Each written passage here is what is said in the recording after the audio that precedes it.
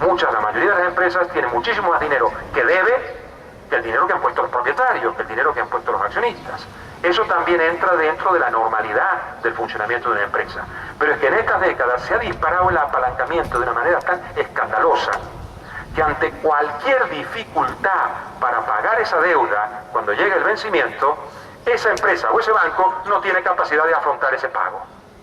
Y eso es muy distinto de lo anterior, porque eso le plantea al banco un problema de solvencia. Es decir, el banco no es solvente para hacer frente a sus deudas, porque no tiene suficiente capital propio para afrontar esos pagos del dinero ajeno que está utilizando. Esa es una situación que en el caso de los bancos españoles se ha hecho particularmente dramática. ¿Y qué es lo que se denomina, y esta expresión sí es más de estos días, se le denomina la capitalización de los bancos? Y dicen que a las cajas de ahorro hay que recapitalizarlas. Es decir, hay que aumentarle la cantidad de capital que ese negocio arriesga en relación con el total. ¿Alguien está dispuesto a poner pasta para recapitalizar a algún banco español hoy? Y en particular, alguna caja de ahorro hoy. ¿Alguien va a poner pasta de algún lugar del mundo en ese negocio? Con la que está cayendo, con lo que están diciendo sobre él y con el maltrato mediático que además tiene el negocio, más allá todavía de su situación real. Nadie, ¿verdad? ¿Cómo resuelve entonces este problema un banco que necesita reforzar esto? Disimula. Mira, parece de coña, pero es verdad. ¿Cómo se disimula esto? Se pide dinero prestado, pero se pone como si no fuera prestado, sino que fuera propio. O sea, un como si del tamaño de un camión. Es decir, alguien nos va a prestar dinero, pero por la particular forma que tiene esto, nos van a dejar que lo contemos como si fuera capital propio. ¿Quiénes nos van a dejar que lo contemos así? Las autoridades monetarias, que ya están ellas para ayudarnos a disimular. Con lo cual, entre el Banco de España y el Banco Central Europeo van a cerrar los ojos y van a decir: esto que a usted le acaban de prestar no es dinero que usted debe como los demás, sino que es un dinero que usted debe, pero rarito. Le vamos a permitir que usted lo cuente como si fuera capital. ¿Me seguís en lo que estoy diciendo? ¿Cómo se operó esta maniobra? En primer lugar, la primera maniobra que se hizo, la primera de todas, fue la de las participaciones preferentes. Es decir, en el año 2009 dijeron: nos hace falta un montón de pasta para corregir este desfase. ¿De dónde la sacamos? Inventemos una cosa que se llama participaciones preferentes, que consiste en que quien las compre nos presta dinero, pero que por las singulares características que tiene este producto, el Banco de España y el Banco Central Europeo nos lo van a dejar contar como si fuera capitalización del banco. ¿Qué características tiene que tener este producto para que se pueda hacer esta maniobra de diversión? Primero, perpetua. Es decir, como las acciones. La acción de la Telefónica no desaparece, ¿verdad? Cambia de manos. ¿Se entiende esta cuestión, verdad? Pues la participación preferente no desaparece, cambia de manos. Es, en este sentido, una acción. Pero, como no es una acción, y el que la compre no es accionista, no tiene derechos políticos. O sea, no puede ir a la asamblea, ni a la junta, ni opinar, ni votar. No es una acción. O sea, me pillan como acción por la perpetuidad, pero me excluyen el derecho político de ser un accionista. Bingo, ¿no? Tercera operación. Le vamos a pagar un 7,5%, con lo que engolosinaron a la gente. Porque la gente en el 2009 le decía que le dabas algo seguro, que se lo ofrecía el gerente de su sucursal, para que colocara el dinero que tenía allí ahorrado de hace 20 años en plazos fijos. Y le llamaban por teléfono para que lo hicieran. Y el señor Rodrigo Rato estaba en la cúspide dando la púrpura y el carisma de ser el gran gestor económico de los dos gobiernos de Aznar, y se supone que tenía que trasladar la enorme confianza personal que él tenía en Bankia. Y sus discursos fueron durante mucho tiempo vendernos esa moto. Para eso lo contrataron, para que nos venda la moto. Ese fue su papel. Todavía no nos ha explicado por qué se fue del Fondo Monetario Internacional. Y tampoco le van a dejar que nos explique por qué le han hecho ir de esto, ¿no? Cuando nos debiera la explicación. Cuando se establecieron estas preferentes se dijo el 7,5. Y fijaros en la otra anécdota. Ese 7,5 solo se pagará si la caja obtiene beneficios. O sea, una cláusula idéntica a la de las acciones. ¿Estáis de acuerdo conmigo? Si yo soy un accionista, si la empresa gana dinero me pagan, si no gana dinero no me pagan. El que presta su dinero con un tipo fijo cobra de todas maneras. Pues no, resulta que este era un tipo fijo, pero que en caso de que tuviera pérdidas el negocio no se pagaban. Claro, hay gente que en el 2009 cobró, que en el 2010 cobró, que en parte del 2011 cobró, cuando ya estaba dando pérdidas el negocio, pero decían que daba ganancias. Y uno se pregunta, ¿por qué decían que daba ganancias con lo fácil que hubiera sido decir que tiene pérdida? Una explicación la tenéis aquí. Tenía que dejar de pagar los intereses y hubiera saltado la liebre hace 2 años. Y la gente que tenía participaciones preferentes no estaría hoy tirándose de los pelos, sino que se hubiera empezado a tirar los pelos hace 2 años. Ahí tenéis una explicación del engaño que suponen las cuentas de las cajas para ocultar esto. Dime. ¿Me puede repetir eso, lo que ha dicho? A ver, si lo repito en poco tiempo y más claro. Cuando se dice que te van a pagar un interés si la empresa gana dinero, la manera de mostrar que ganó dinero es presentando sus cuentas, ¿no? Que dice hemos ganado dinero. Y te pagan los intereses.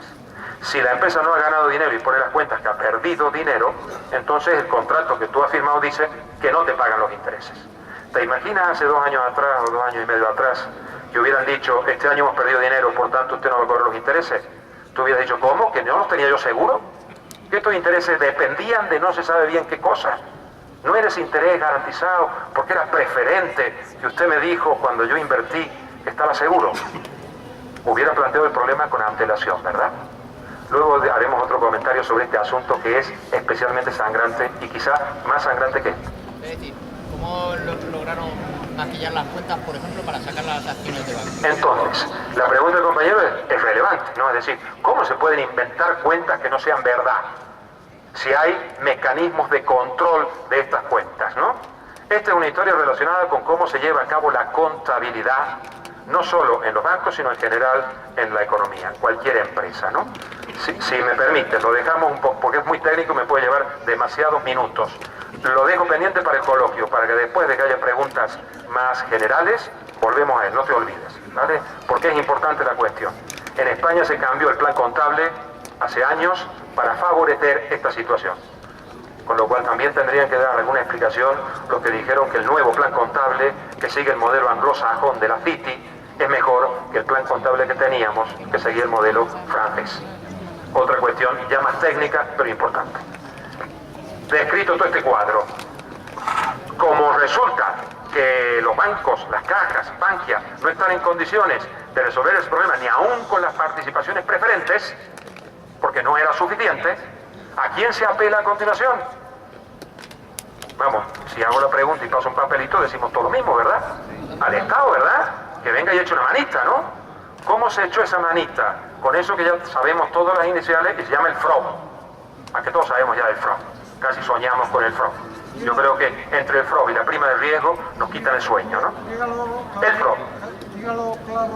A ver si lo del FROB se entiende fácilmente. Que el Estado ponga pasta, pero que no sea accionista. Es decir, como los otros, ¿no? Ponga usted la pasta, una pasta que va a tener las mismas garantías que la propia, porque es el Estado, y el Estado no pincha, por tanto se les va a reconocer como si fueran capital, pero es un préstamo. El FROB ingresó en el sistema financiero español, bueno, en Bankia, 4.500 millones de euros. Las participaciones preferentes han sido en el conjunto del sistema español 30.000 millones, ¿eh? En Bankia casi 2.000. El FROB 4.500 millones. ¿Saben cómo se llama el papelito este donde consta los 4.500 millones? Se llaman los cocos. Los expertos le dicen los cocos. Que viene el coco, debería decir uno, ¿no? Pero no es por eso. Se llaman los cocos porque son participaciones convertibles contingentes. Toma ya. O sea, participaciones no son acciones, ¿vale? Préstamo. Pero le vamos a llamar convertibles porque si llega el caso, esas se convierten en capital y entonces como se van a convertir en capital, ya son capital y no hemos mentido. En el fondo estaba ahí previsto. La idea era que no fuera nunca capital porque la crisis se superara, porque la cosa fuera corta, porque si pateamos la pelota para adelante una temporadita, esto va a escampar, que es otra de las enormes irresponsabilidades de quienes nos gobiernan. Han apostado a que esto era corto, han apostado que esto duraba 4 días, y si no sabían que era largo, profundo, y que nos iban a freír con ello, que se vayan todos. Porque no sabían lo que tenían entre manos, tan ignorantes como nosotros, solo que defendiendo intereses muy concretos, por eso no se van. Apalancados están ellos defendiendo esos intereses. Entonces, convertibles por este motivo, y contingentes, era una palabrita que le añadieron, no existía hasta entonces en España esa palabrita, para aquel caso en que, si el Estado veía con su lupa que la cosa andaba mal, era el propio Estado el que decidía transformarlas en acciones, no la caja, como es lo normal. Entonces, como si el Estado, que es un avisor de los problemas, detectaba que la Caja Madrid, que Bankia tenía un problema, transformaba él por propia iniciativa esos papeles en acciones, esto es capital. ¿De acuerdo? Ese es el papel del FROB, porque tiene la garantía del Estado. Pero como eso sigue siendo insuficiente, y fijaros que la cosa tiene tela, sigue siendo insuficiente, y no sé si esta línea de intervención os resulta de utilidad a la mayoría, porque quizás me estoy enrollando en exceso. Lo voy a intentar liquidar en un momento para pasar a otro tercio, ¿verdad? Que no resulte demasiado agobiante el estar metidos en estos berenjenales, ¿no? Pero para que lleguemos al tema actual de a lo que llaman rescate, porque de última la palabrita rescate es la que aparece al final de este pequeño recorrido. Como eso no alcanza, ¿quién tiene que venir a poner más pasta? Pues tendrá que venir el Banco Central Europeo, ¿no? Ya que el Banco de España no está habilitado para esas tareas, ya que el Estado español no tiene capacidad suficiente para poner toda la que hay que poner, el FROB da de sí lo que da de sí, lo que hay que hacer es coger pasta de Europa. Ahora bien, cuando se va a Europa a por pasta, Europa no tiene ninguna institución, en esta que nos han montado, en esta Europa del euro que nos han montado, no tiene ninguna institución que pueda salir al rescate de estas situaciones. Y estoy hablando del rescate de bancos, porque la palabra rescate nos la usan así, por la mañana para una cosa y por la tarde para otra, ¿no? Estoy hablando del rescate de bancos. Para rescatar los bancos no tiene Europa un mecanismo directo. No lo inventaron porque no quisieron inventarlo, no porque no se hubieran dado cuenta. No porque no se hubieran dado cuenta. Y tendrán que rendir cuenta también los que inventaron la Europa del euro, que no tiene estas instituciones. ¿Cómo hay que hacer para que esto funcione? El Banco Central Europeo dice: yo le voy a dar a usted liquidez ilimitada. Esto es, pídame pasta, que yo se la dejo.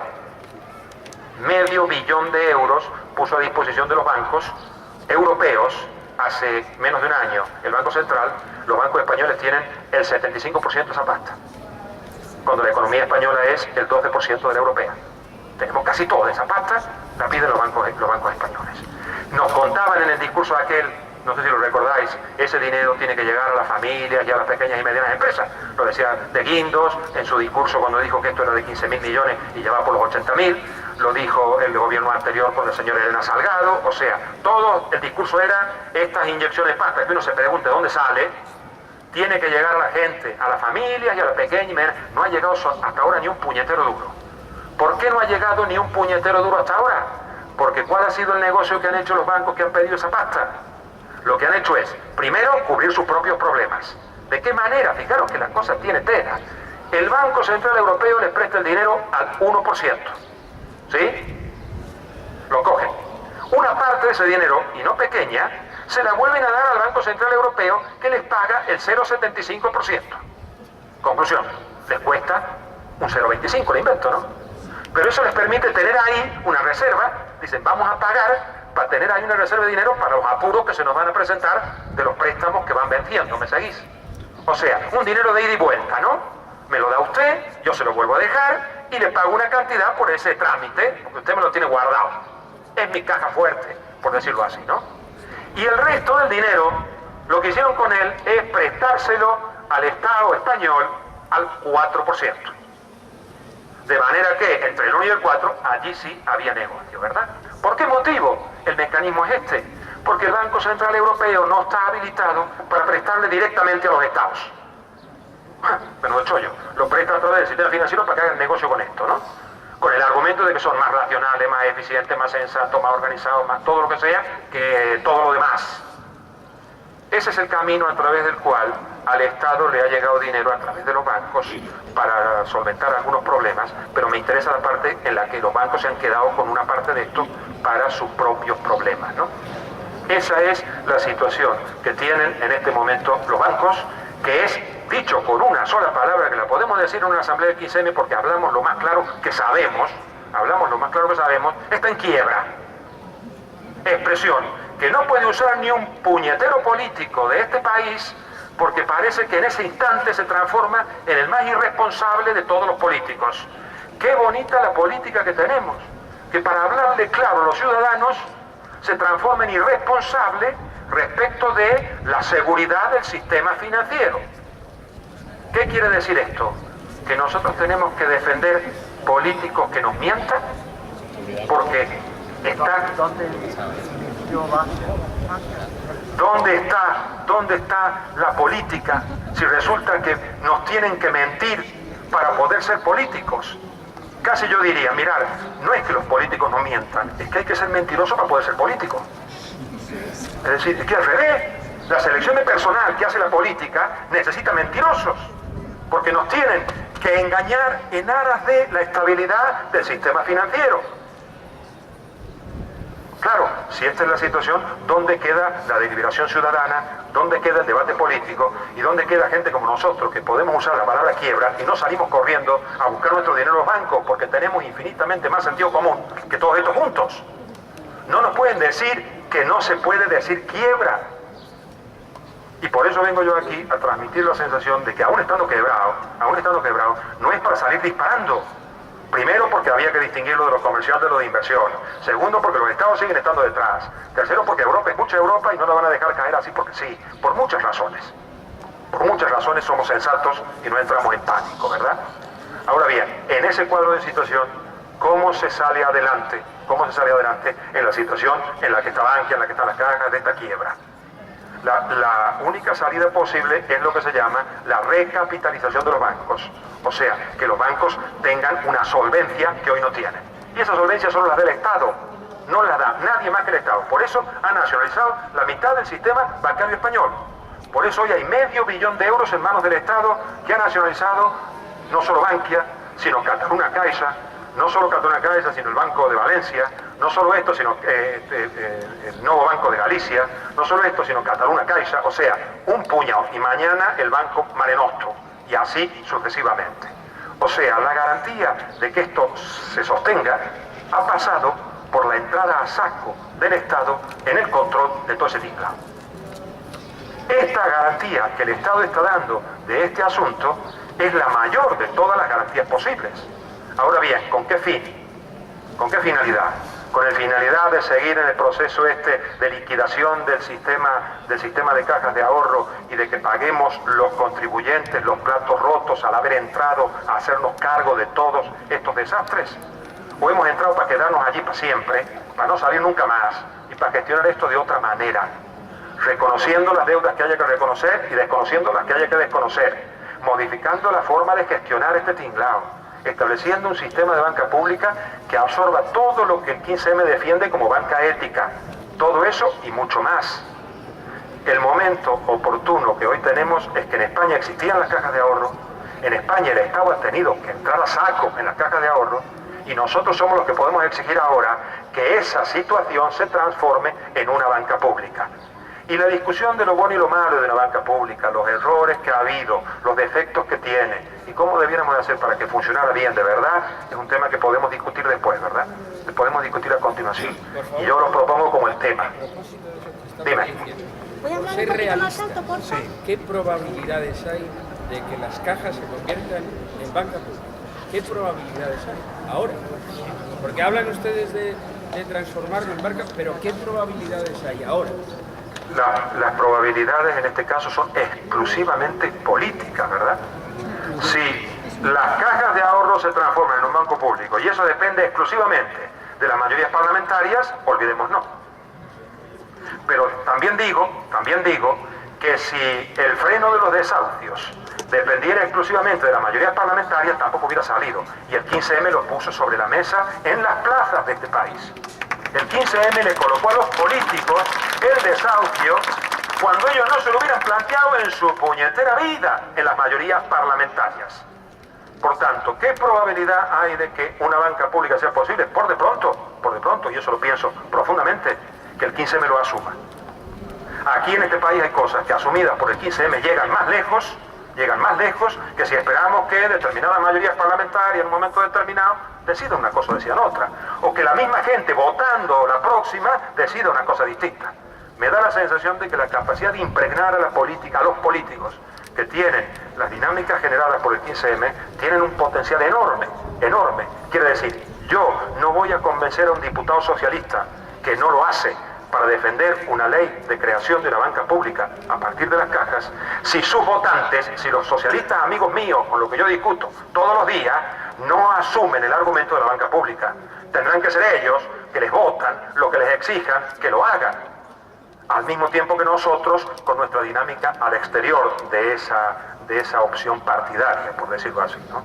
Y en Madrid también a Izquierda Unida, que podría ser otro proyecto político, digamos, parlamentario, que podría asumir la banca pública, también le tenemos que presionar para que asuma que esa es una reivindicación, por más que le cueste un problema interno enorme, que lo conozco bien, entre Izquierda Unida Federal, Izquierda Unida de Madrid y algún nombre y apellido muy señalado que ha estado pringado en Caja Madrid en los últimos 20 años. Y también nosotros, porque además podemos hablar sin decir poner nombre porque lo sabemos todos. Si hace falta para alguno que no lo sepa, luego lo ponemos. Pero en todo caso, también seremos nosotros los que tendremos que convencer a los sindicatos de banca, que la defensa de la banca pública es la defensa de la garantía del empleo de los trabajadores de las cajas de ahorro. Mucho más garantía que ninguna otra. Y tenemos que convencerles también de que las negociaciones que los sindicatos han hecho en las cajas de ahorro han sido unas negociaciones beneficiosas en parte para ellos. Las condiciones laborales y retributivas y de prejubilaciones que tienen los trabajadores de las cajas de ahorro en España no son malas. Esa es una realidad de lo que ha supuesto la acción sindical, pero el coste que se está pagando por aquellas negociaciones no solo nos repercute a todos nosotros con la gestión demencial que se ha hecho de las cajas de ahorro, sino que también les acabará repercutiendo a ellos porque perderán el empleo. Yo estimo que esa es la línea de intervención nuestra para intentar mejorar las probabilidades, por decirlo de alguna manera, ¿no? Y antes de entrar en banca pública del todo, si queréis, quizás sea bueno una pequeña historia de Bankia, porque creo que casi la conocemos todos, ¿no? Pero este es un camino no espontáneo, es un camino no azaroso, es un camino premeditado. La Bankia que ha quebrado es una Bankia que han montado ellos. Es una Bankia que montaron haciéndonos creer todo el tiempo que la montaban para que no pase esto. Si lo que han montado para que no pase esto no solo ha sucedido, sino que además ha favorecido que suceda, ya es demasiado, ¿verdad? Bankia es un invento que algunos recordaremos que antes le pusieron el nombre de Altae, el primer nombre que le pusieron era Altae, pero como le dan tanta cantidad de dinero a todo el que hace algo allí, a la empresa de marketing a la que contrataron le pareció que Altae no era suficientemente interesante como nombre y le cambiaron por Bankia a continuación, ¿no? Pero la historia de Bankia es un puñado. En España había 47 bancos antes de esto, muchas de ellas cajas de ahorro. Característica de las cajas de ahorro, la territorialidad, ¿verdad? Caja Madrid estaba en Madrid, Caja Segovia estaba en Segovia, Caja Valencia estaba en Valencia, Caja Vigo estaba en Pontevedra, ¿sí? La territorialidad, la vecindad, la cercanía, la proximidad, de ahí viene el enorme prestigio que tenían los directores de sucursales de las cajas de ahorro, que estos impresentables utilizaron para convencer a la gente para que compre las participaciones preferentes. Ese capital humano que había allí, ese fondo de comercio, esa marca que tenían las cajas de ahorro con el prestigio de sus directores de sucursales, lo dilapidaron estos, forzando a muchos directores de sucursales a llevar a cabo esta política. Pues había cajas de ahorro locales. Lo primero que hicieron fue decir que las cajas abran donde quieran, o sea, todo el territorio español a vuestra disposición. Y las cajas empezaron a abrir sucursales por todos los sitios. Y ya había Caja Madrid en las provincias periféricas, y aquí en Madrid Caja de Ahorros del Mediterráneo, y Bancaja y todas las demás. O sea, se les implicó ya en un negocio mucho más amplio. Siguiente proceso. Cuando aparece en la crisis financiera global, se fomenta la fusión de las cajas de ahorro. Esto es, que se junten, ¿sí? No nos vamos a entretener con todas, vayamos solo a Bankia. Cuando se decide crear esto que acabó siendo Bankia, se ponen de acuerdo para fusionarse 7 cajas de ahorro. Una que ya reunía 3, que era Bancaja, de la Comunidad Valenciana, que es la que tiene uno de los más grandes pufos inmobiliarios de este país, y no es casual. No es casual que la Comunidad de Valencia tenga el gobierno que tiene durante décadas y el pufo inmobiliario de Valencia sea más gordo que el de otros sitios, como no es casual en Madrid tampoco. Eso no es casual. Pues resulta que Bancaja sale de 3 que se juntan: Alicante, Valencia y la otra provincia. Castellón. Y Castellón. La Banca de Castellón, la Banca de Alicante, la Caja de Castellón, Caja de Alicante, Caja de Valencia. Hacen Bancaja.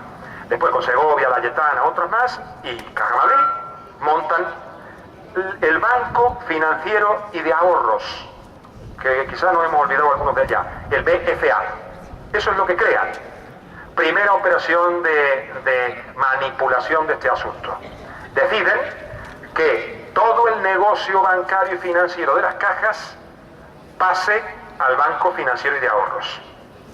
Y se quedan las cajas solo con el trato a los clientes, la obra social, el patrimonio histórico y unas pocas cosas más. Y son las cajas los dueños al 100% del Banco Financiero y de Ahorros. Eso es lo primero que se... A esto se le llamó fusión fría. Fusión fría porque se juntan los 7, crean una cosa nueva, pero no desaparecen los 7 que estaban, porque les venía bien aprovecharse del prestigio del nombre Caja Madrid en cada uno de nuestros barrios. Y no le quitaron el nombre para poner BFA.